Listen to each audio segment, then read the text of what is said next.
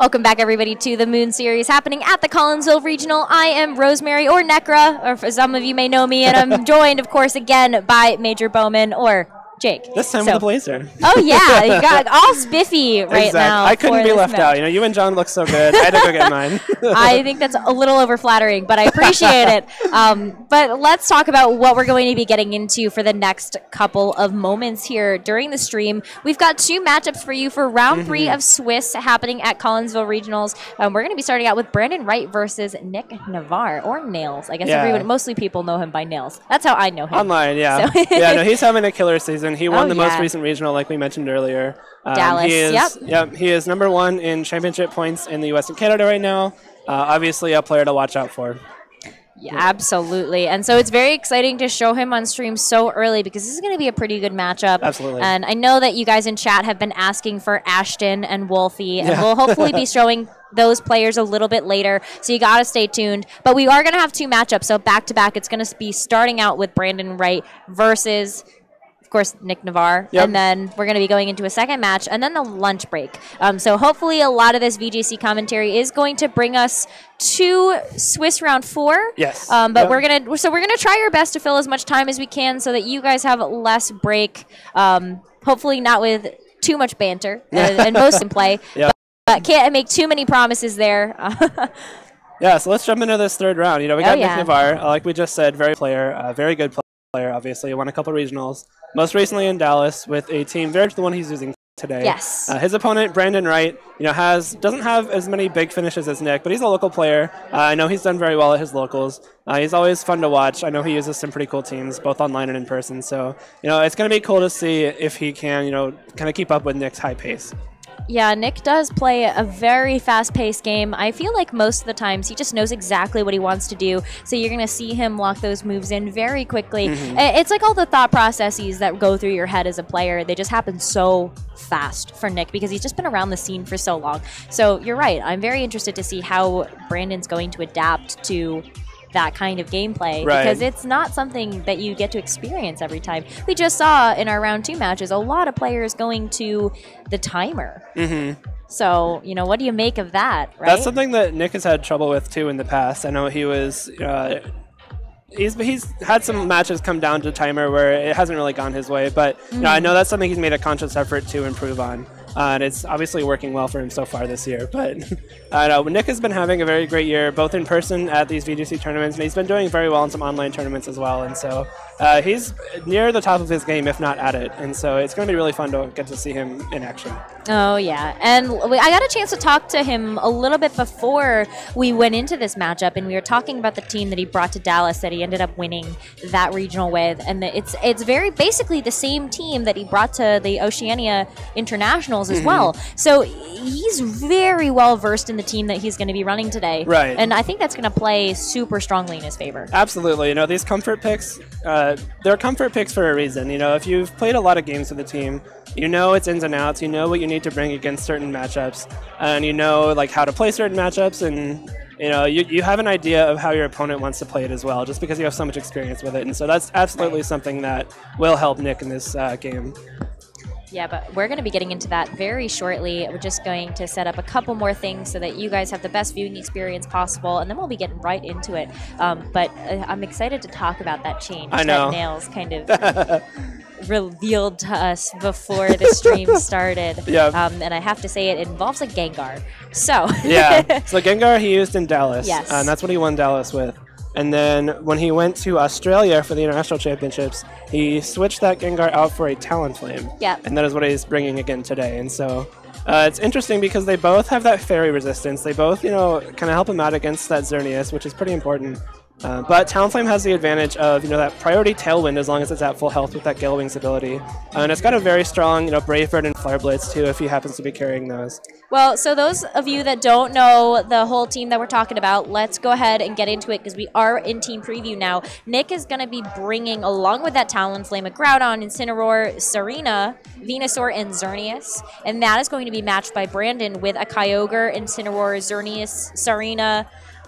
Is that Tornadus that I see, and a Mungus. A lot of these mons are very similar on both of these teams, but that Tornadus pick, Very interesting. Yeah, so Tornadus actually has a pretty good niche in this format. It's one of the first times it's been usable since back in 2013, but but it has a very good. It has an accurate Hurricane, which is very nice. Hurricane is a very strong move, but has a downfall of 70% accuracy unless the rain is up, which Kyogre provides. And it also has Prankster, Tailwind, and Taunt, which is very helpful against teams like Nyx. That have these Pokemon that like to set up some moves like Geomancy. They can counteract Nick's Tailwind on his Talonflame, and so it's a very useful Pokemon, especially in matchups like this where matching Tailwind is going to be important. I feel like for the most part, you kind of know what to expect when you see a Tornadus on the other team because it's such a niche Pokemon that it's running a similar moveset. So I feel like Nick already knows what that matchup's going to look like, but we're going to get right into it. The game has started. These Pokemon are coming out onto the field. Nick is going to be starting it out with the Venusaur and Groudon, which looks very similar to what we saw coming out in round 1. Exactly. And we're going to be seeing that matched with, of course, the bread and butter of VGC 2019, which is that Incineroar and Xerneas combo coming out for Brandon. This is the bread and butter on both ends. Groudon, Venusaur, yeah, a very strong combination. Incineroar, Xerneas, very strong combination. I'm sure this lead has been played out countless number of times, whether it be online or in person. These are two just very strong leads for either team, and so there's a lot of flexibility. Incineroar has that fake out pressure. It pressures Venusaur with Flare Blitz as well, which will definitely be able to knock it out in the sun. But the Venusaur threatens a Xerneas with a Sludge Bomb. It threatens either of these Pokemon with a Sleep Powder. The Groudon is threatening Incineroar with the Precipice Blades. There's a lot that can happen when these Pokemon are led. Yeah, and you know what you're going to see, though? We're going to see Nick actually switch out that Groudon, try to preserve it for a little bit later, and that was a really good read, seeing that the Xerneas ended up protecting itself against whatever onslaught he thought might have come out from Nick's Pokemon. You're going to see Zarina coming in to take that Groudon's place, and Incineroar doing a decent bit of chip damage with U-turn onto Venusaur, now going to be switching in for another Pokemon from Brandon's side. So this is a lot of information already being shared for both players. It's a fantastic turn from Brandon. The Zarina would have blocked Fake Out had Brandon tried to click it, but Brandon not falling forward, he protects his Xerneas from the Sleep Powder or a possible Sludge Bomb, and he does break the Venusaur's potential Focus Sash, which is very important on a team like this, because Venusaur is not the bulkiest Pokemon, especially on teams like this where it's meant to be more offensive.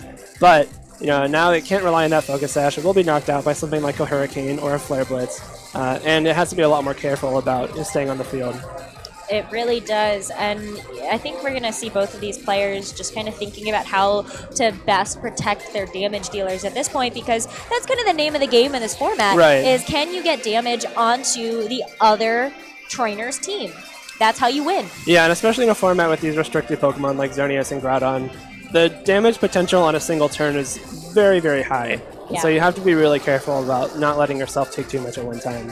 Ooh, but we're going to see a Tailwind setup coming out from Brandon's side of the field, and a Spore, I believe, coming out from just some sort of Spore, some sort of something. And Venusaur is going to put that Xerneas to sleep. We've seen a lot of sleeping Xerneas so far today during this Collinsville Regional. This is not new, but looks like we're going to see Sarina now getting swapped out, doing a little bit of chip to Tornadus in doing so.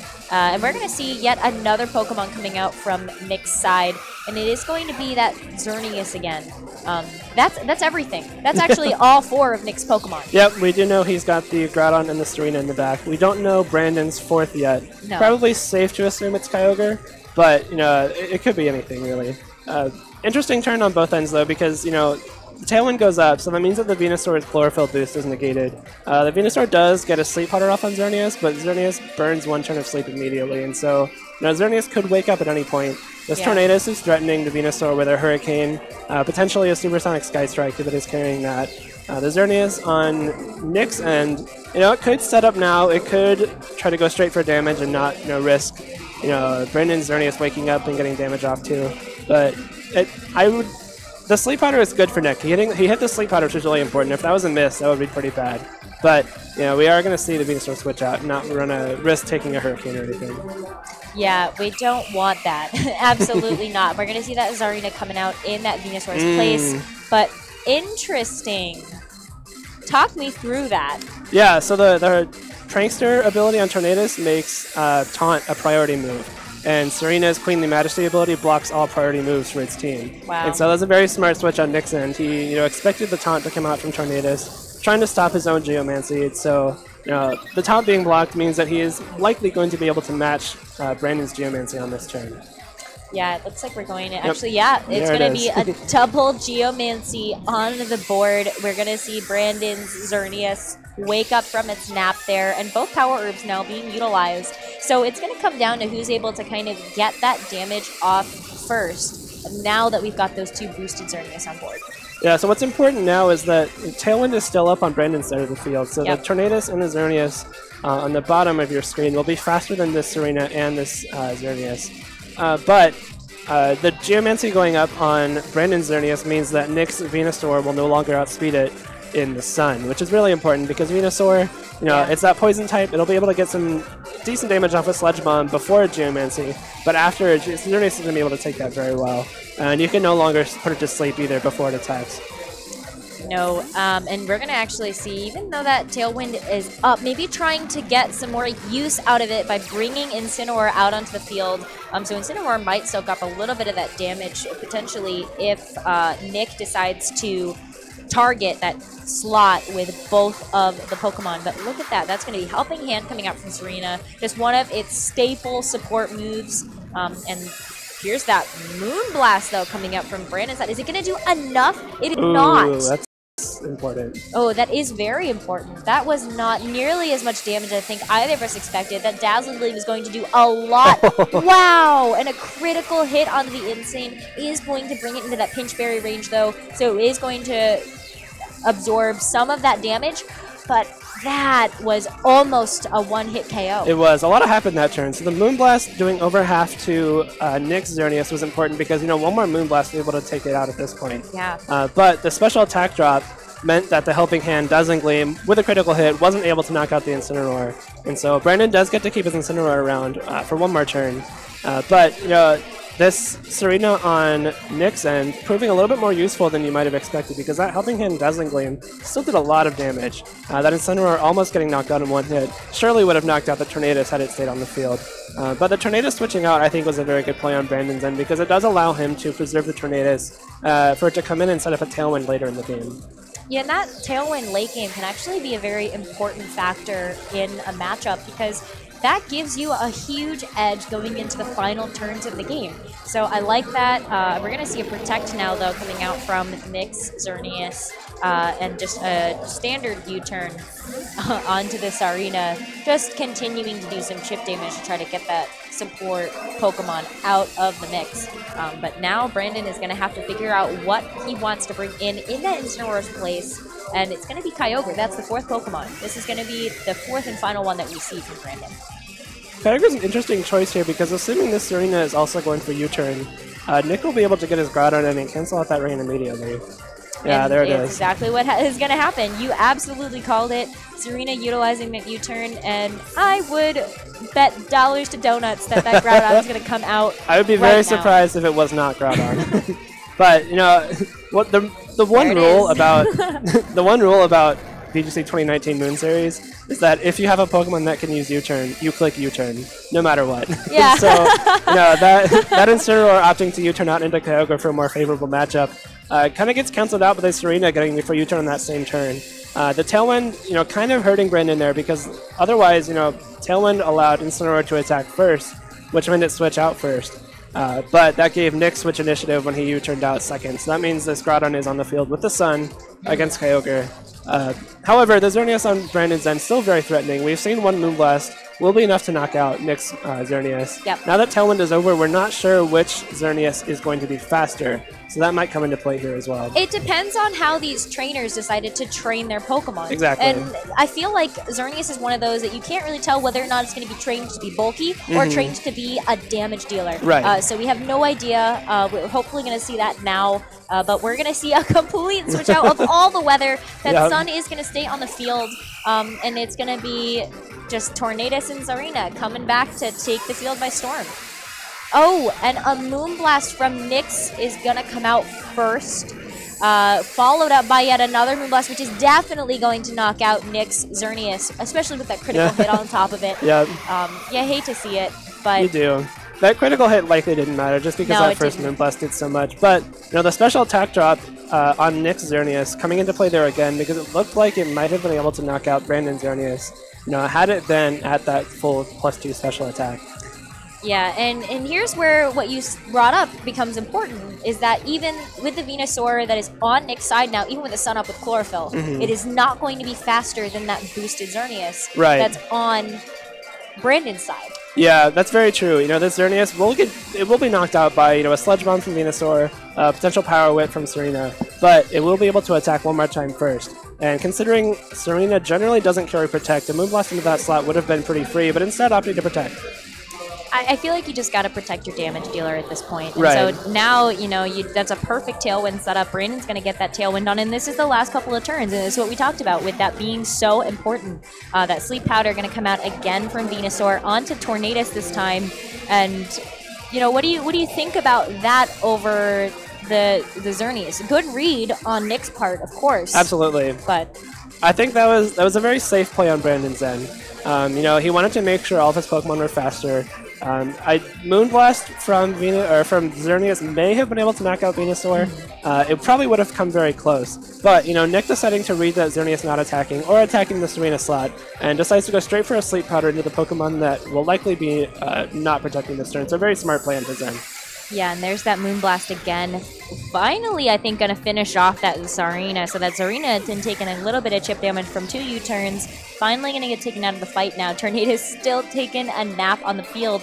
But now that Sludge Bomb finding its mark on Xerneas is going to also finish that off.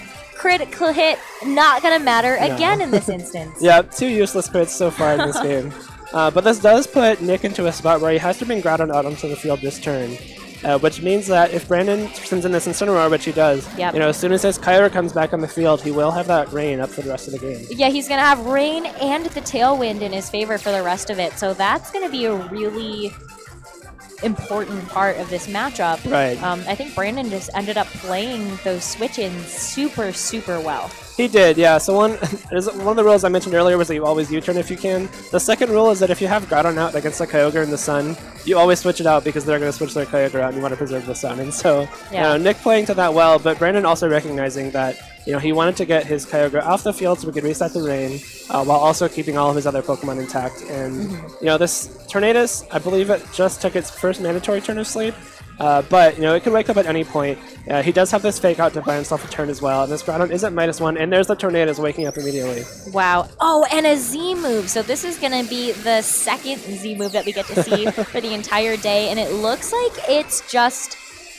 we're about to find out. It's going to be that Supersonic Sky Strike. Oh, yeah. There it is. I love the alliteration there, and I love this animation. That Tornadus is soaring so high into the sky to be able to take down this Kyogre and, a Groudon, and it's not going to be enough.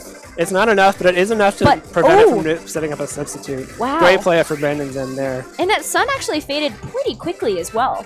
Yeah, well, the Groudon was out on the field earlier in this game. The weather doesn't reset when you bring it in if the weather is still up. Yeah. And so, unfortunately, it does lose that Sun, so Venusaur does lose that speed boost. But, that Supersonic Sky Strike does a lot of damage to Groudon, which generally we've seen be trained to be a little bit bulkier. We don't see a Pinch Berry from that Groudon as well.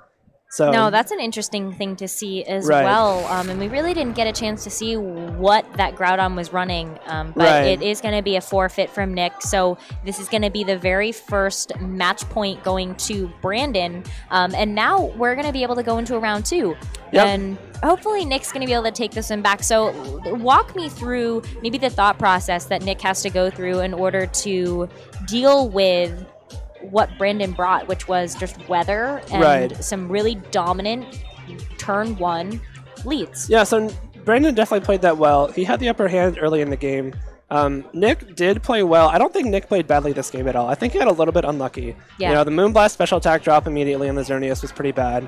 And I believe both times he hit a Sleep Powder, Brandon's Pokemon woke up as soon as they could. They both got that coveted 1-turn sleep, and so... so unlucky. Right, and so, Nails, he could switch it up if he wanted to. The Talonflame, I don't see being super useful, so I'm not sure if he would bring it to this matchup. Incineroar, similarly, it's not bad, but it's not great against these Pokemon. So I think the 4 he brought were fine. He could try to make some different plays.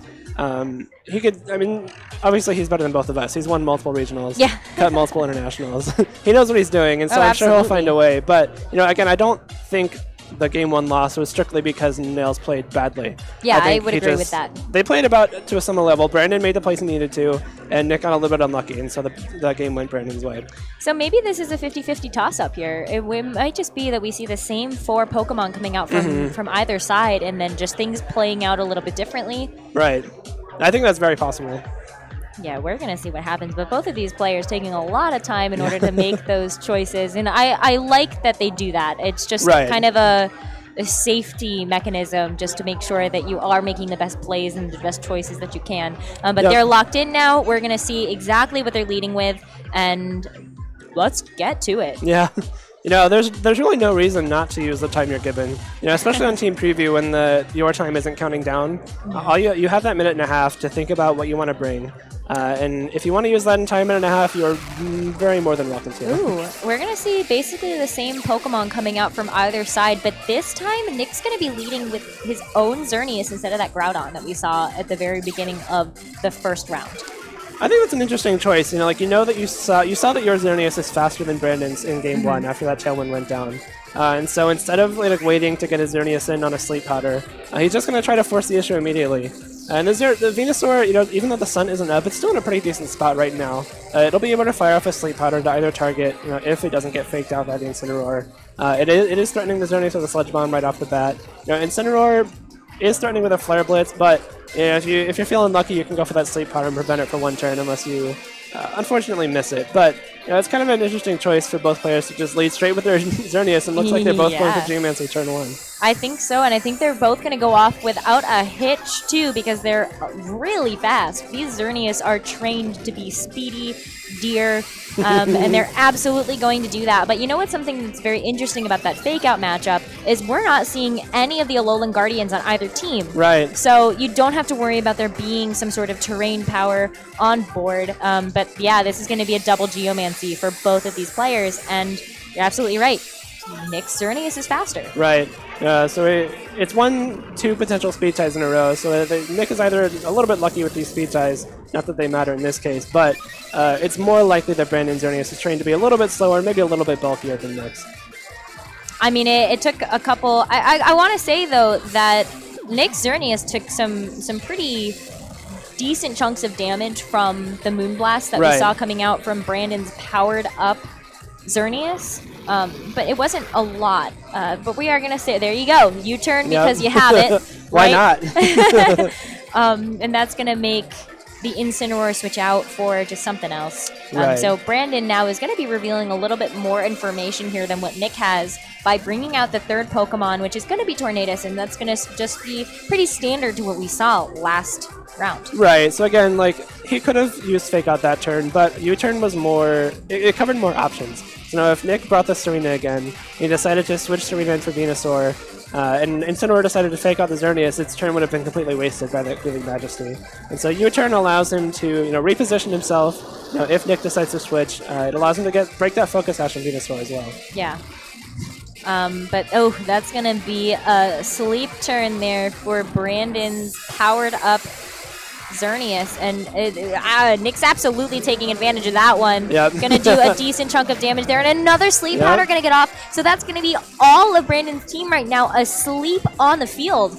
Yeah, Nick is playing this very aggressively. He's calling Brandon out on his unwillingness to attack right off the bat. We saw if Tornadus had decided to click Hurricane or Supersonic Sky Strike into that Venusaur slot, it would have been knocked out. But Nick very, very impressively deciding that the Tornadus is likely going to want a Tailwind, so I'm going to take advantage of that with Sleep Powder. I believe that's the 2nd game in a row he's done that, too. Yeah, and this is just classic Nick that we were talking about before, where he is a very aggressive player. He can see when he can take advantage of moments like this, that Brandon left that opening for him, and he's like, oh, well, I'm going to take it.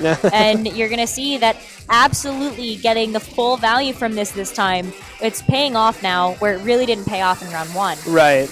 Both of his Pokemon staying asleep. The Tornadus was guaranteed to sleep that turn. Xerneas could have woken up, but unfortunately does not, and it's going to get knocked out by that Sludge Bomb. Yeah, I mean, I wonder whether or not that...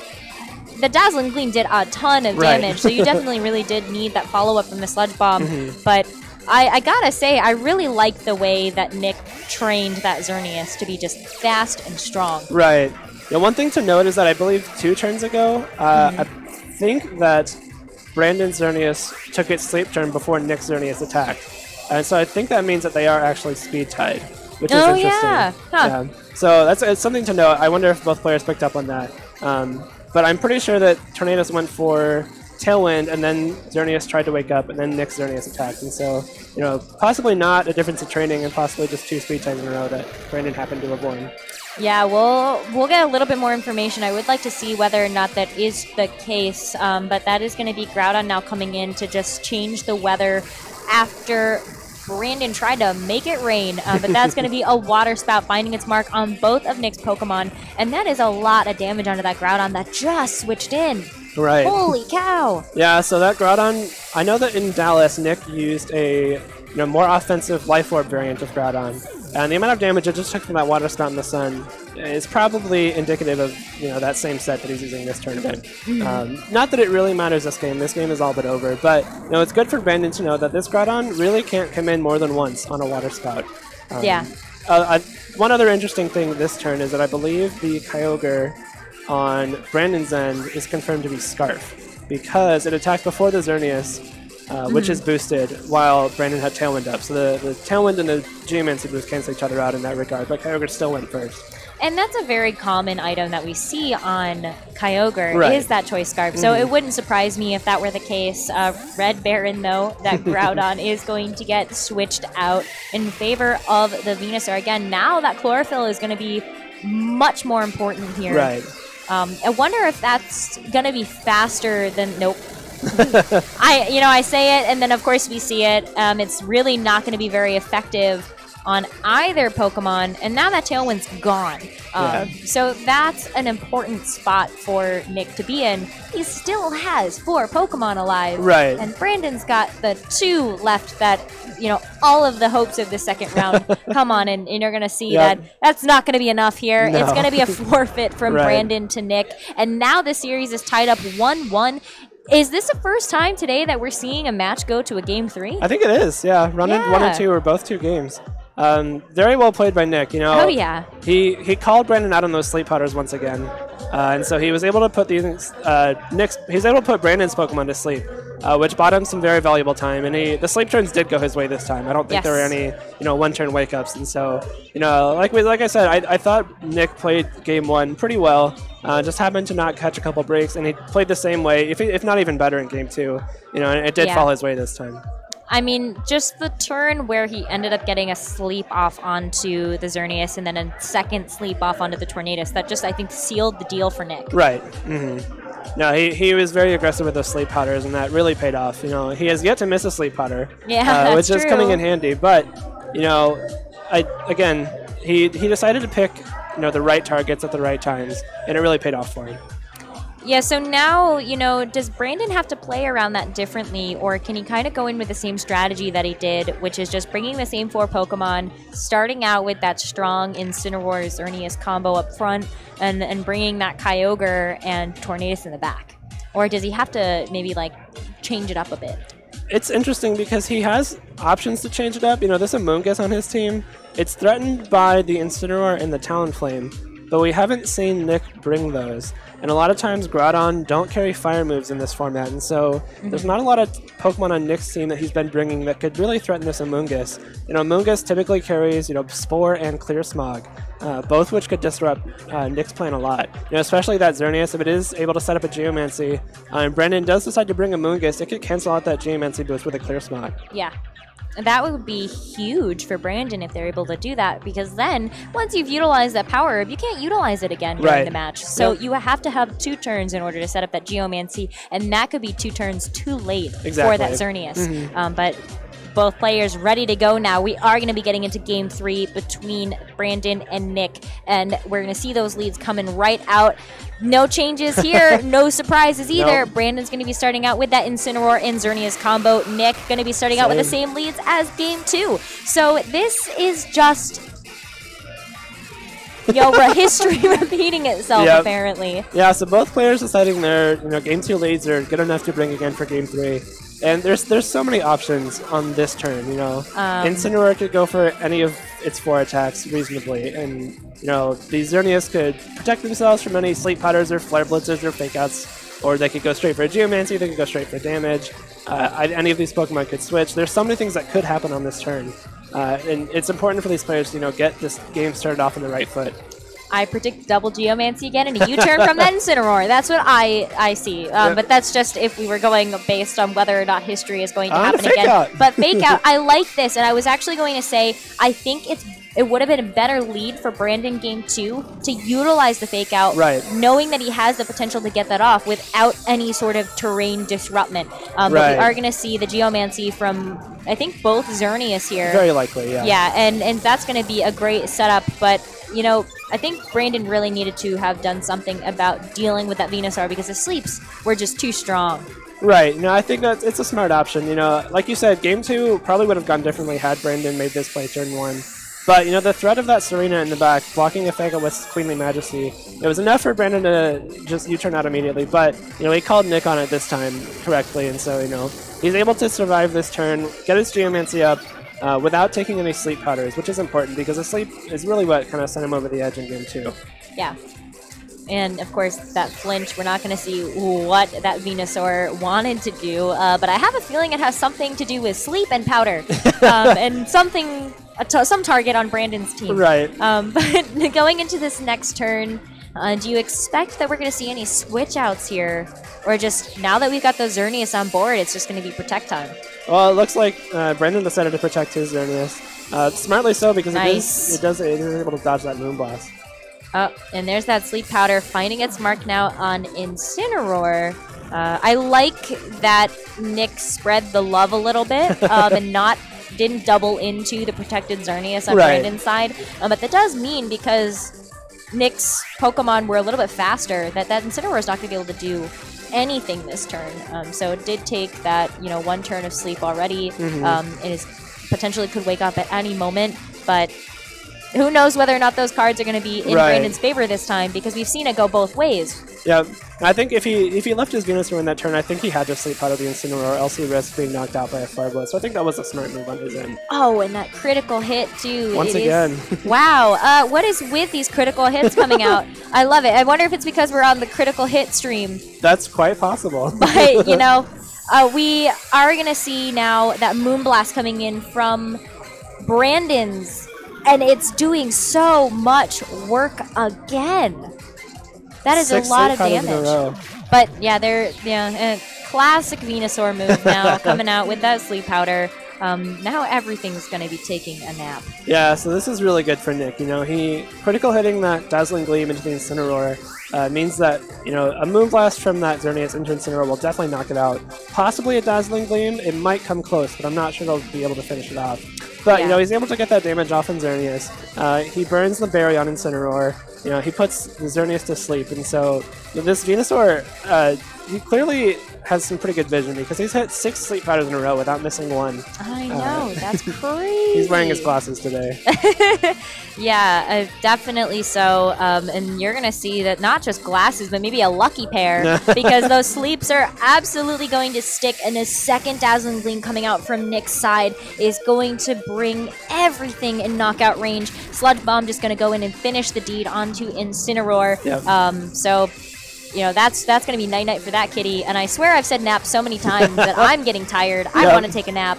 But we've got so much more Pokemon to bring you, so let's get to it. Now Brandon's in a bit more of a pinch. Right. Gonna see now the 4th Pokemon that he's bringing to the table. That's Tornadus. Yeah, that was a very, very smart Sludge Bomb target on Nick's end. You might be tempted to Sludge Bomb the Xerneas and finish it off. But, you know, with the special attack drop from Moonblast and the special defense boost from Geomancy, there's honestly a chance it may not have been able to pick it off. And, you know, Dazzling Gleam plus Sludge Bomb easily able to finish off that Incineroar, while Brandon Xerneas is taking that first guaranteed turn of sleep, because it did take the Sleep Powder the turn before. And so Nick just decided to take the KO where he can. One more Dazzling Gleam or Moonblast from his own Xerneas to be able to knock it out. And his own Xerneas is really not being threatened with a knockout this turn, because it is still at full, and it's facing down 2 special attackers with its 2 boosts in special defense. Oop. And the Xerneas is going to wake up just to protect itself in the nick of time, because Nick is getting ready to do some damage. Tailwind, though, going to be able to get up, so that was a great turn for Brandon to be able to set that up. And Protect paying off now for that Dazzling Gleam, but that is, oh my goodness! Oh, that's so smart. Oh my goodness! That was a great read coming out from Nick to double into the Tornadus, and now this is the last legs for Brandon. I think Nick's done it again. I do too. You know, once again, calls Brandon out on the Tailwind. Yeah, that's such a smart play on Nick's end, because you know, if the Tornadus does go for Tailwind, you're able to knock it out with that Dazzling Gleam plus Sludge Bomb. Very smart, knowing the Dazzling Gleam might not be able to knock it out. As we saw earlier in this set, it did fail to knock it out at +2. Yeah. He could have Sleep Powdered again, as we saw him doing earlier in this set, but at this point, if he is able to knock out that Tornadus and force the Kyogre in, he can withdraw his Venusaur like he's doing now, possibly into Groudon, weakening the Water Spout, and it'll be stuck with Sun for the rest of the game. So that turn from Nick was very, very smart. Absolutely, and this might just be the last couple of turns that we're going to see here, because Nick is in such a strong position right now and is going to start to play it safe here. So got all the turns of aggression out, is going to be more defensive here, protecting his own Xerneas, just in preparation for that Water Spout. But that's something that, remember, we saw this in Game 2, that Water Spout does a lot of damage to that Groudon, even when the sun is up, and it's already taken it to more than 2/3 of its health. Yeah, so the Groudon taking a lot of damage, it's not great for Nick, but it really doesn't matter that much, because the Xerneas and the Kyogre on Brandon's end are both going to be faster than this Groudon, regardless, for the rest of this game. And so the Groudon really isn't going to be doing much other than canceling that Rain. And so it did its job. You know, it got rid of the Rain, it weakened the Water Spout, and protecting his Xerneas is smart just because it burns that turn of Tailwind. If he'll probably attack with it this turn, maybe protect the turn after to finish off that last Tailwind turn. But, you know, there's no reason for Nick to get risky this turn. Maybe you know, risk a crit Moonblast or a crit Water Spout, possibly Moonblast special attack drop. You know, at this point, Nick can just kind of close this game out at the PCC's fit, because you know, any one attack from the Xerneas will be able to knock out Brandon's Xerneas and put Kyogre into range where Water Spout really won't be doing much damage at all. Yeah, and we're going to see that Xerneas now come. Oh, I think we're right. I think you are absolutely right about this. This being a speed tie for both of these Xerneas. Well, Tailwind is up now. But also that. Yeah. So I think I'm starting to believe you a little bit more, though. But, you know, Moonblast from both sides now, that is absolutely going to finish off Brandon's Xerneas, and that's just another bit of damage that's going to be out of the way, and another block that Nick has cleared in order to make his standing right now 3-0. Right, so another smart play with the Moonblast. He could have, you know, gone for Dazzling Gleam, got some damage off on Kyogre as well, but he instead decides to click Moonblast, you know, make sure he gets that knockout on the more important target. You know, Brandon recognizing that this game is lost and deciding to forfeit. Yeah, and that's going to be game, set, match for Nick. Excellent plays from both of these players. I think just in the end there that the sleeps dominated the competition. Right. And Nick played around that so well. I think it has a lot to do with the fact that he's very comfortable with this team. He knows it well, but I want to be able to get into his head, so I'm sure we're going to be bringing him in for a player interview. A very brief one, because we do have another match to bring you after that. Yep. Yeah, so Nick, you know, obviously he knew when he had to click Sleep Powder. He knew the right times. He knew the right time to go for Sludge Bomb instead. You know, I think every turn that he clicked Sleep Powder was the right time, and it really paid off for him, you know, especially in Game 2 when he got those favorable sleep turns. Game 3, the sleep turns were pretty neutral, but it ended up not mattering because he just put himself in such a commanding position that, you know, he really didn't need, you know, max sleep turns at that point. He just needed the one guaranteed first turn that he could take advantage of it whenever he needed to. And he had calculated the damage by that point as well. Yes. So, you know, like he knew that he had to double into the Tornadus in order to take it out. Exactly. And, that just 1 HP and it just a single Sludge Bomb in order to take that one sliver of health away. That was just kind of remarkable to watch. Yeah. So I'm really excited about the video game play that we've seen so far today. And we just have so much more to bring you. Yeah. So we'll be right back with an interview with Nick before we jump to our second round 3 match.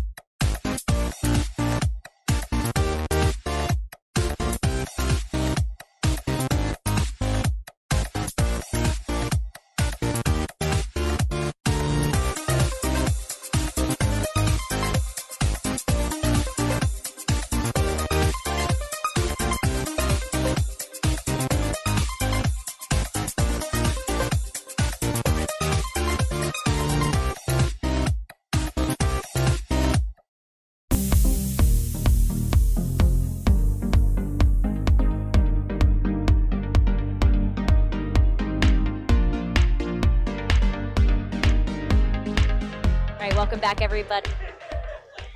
Welcome back, everybody. And I have with me Nick Navarre that ended up just winning that amazing round 3 Swiss matchup. I mean, we've just seen you come off of some dominant performances so far. You finished Dallas Regionals first. You just came back from Oceania, and I'm assuming that you're still suffering a little bit from jet lag, but that doesn't seem to be affecting you today. Not when my Venusaur is going that well. My Venusaur just, I guess, loves me. So, it makes things easier when everything hits. That's true. You landed something like 8 sleeps in a row. That is just unheard of, and that is absolutely something to celebrate. So talk to me about how that plays into your team composition. Is that what you rely on for the most part in order to make that team comp work? I wouldn't say I rely on it. Okay. Just the team it's built to punish the sleep turns that I get. Mm-hmm. I had other outs besides hitting every sleep powder, like I didn't have to send out my last mon in game 2 or 3 because I just hit everything and got sleep turns. But if I had missed some of them, it would have still been a game. It just wouldn't have been as clean or as clean. Yeah, in game 2 and 3, we actually saw that your Groudon ended up taking a lot of damage when it switched into a water spout from Brandon's Kyogre. Yeah. Groudon is weak to water. Very true. Did you train it to be more of a damage dealer so that it could clean up when Venusaur kind of didn't do its job? Yeah. Groudon's in this format and Sun Series, but like the Moon and Sun are basically the same format with a few tweaks. They can either go all the way over to one end of the spectrum with max HP, max SPDF, careful, or very close to that, or they can go all the way to the other end of the spectrum and they go no bulk. And both of the Groudons are viable. And strong, and if you're anywhere in the middle, you're kind of wrong. You should just be picking one or the other because it doesn't have enough stats in the right places to do both. You can either live hits or you can deal too much damage. My team chooses to deal way too much damage with its Groudon, and that's my spiel on Groudon spreads. I like it. I feel like it plays to your play style really well as well, which is just kind of being more of an aggressive player, able to take advantage of those moments where you see, like Brandon was going to set up Tailwind. You knew that. So you were able to double into that Tornadus game 3 and also the sleeps. Yeah, I wasn't exactly... I didn't know that he was going to. I just didn't care about any other move that he was going to. He could have... if he had woken up, he would have got a hit on my Xerneas probably. I guess I'll just say, like, back to the first part of the question is the Groudon, Life Orb Groudon with, like, all offense. It just really... It capitalizes on the sleep turn so much better than defensive Groudon. And it just ends games really quickly. And we didn't, unfortunately, get a chance to see that because your Venusaur just did so much work. So, again, props to your star player there. But, moving forward, we talked about this a little bit before you did your match 3, and it's that you're bringing a very similar team to what you brought to Dallas and to Oceania. Yeah. So, talk to me about maybe that switch that you made from the Gengar to the Talonflame and the thought process there. Yeah, Gengar, we were expecting a bunch of Lunala at Dallas, and it was I played it twice in top cut, so Gengar really paid off there. I expected, I'm not exactly sure what I expected. I didn't expect Lunala comps that weren't there's the Zernala comp that tends to not have terrain, and they have Crafty Shield on Smeargle. But the Smeargle, just in general, is really gross to play against with Gengar because they can follow me the Z move, and it's just not great in that matchup. And Talonflame helps out other matchups that I thought would be more common. I went 4-3 at Australia, so you can hear on judgment about whether or not it was a good call, but I'm making the same call here. And talent lane is nice to have sometimes. It definitely seems to be paying off. So congratulations again for your round 3 win. It's going to take you to 3-0 for today's Swiss round, and that's got to get you feeling a little bit confident moving forward for today. It's nice to be 3-0. That's all I got. I don't know. I've already gotten my day 2 invite, and or I haven't secured it, but like I probably have it. So yeah, I'm just having fun playing Pokemon and seeing friends and hanging out with my friend Brandon and everyone else. Well, that's excellent to hear. Thank you so much for joining me on the desk. It was great to talk to you, and we're going to be getting into our next matchup very shortly. So any last shout-outs that you want to make? My parents were really mad that I didn't give them a shout out from Dallas. So I love you guys. You're actually the best. Everyone else, I don't know. Everyone else is good too. Go Bigs. You know who you are, apparently. So thank you so much again for joining me on the desk. And we're going to be taking a short break before we get you the next round 3 matchup that we have during the lunch break here at Collinsville. So see you guys soon.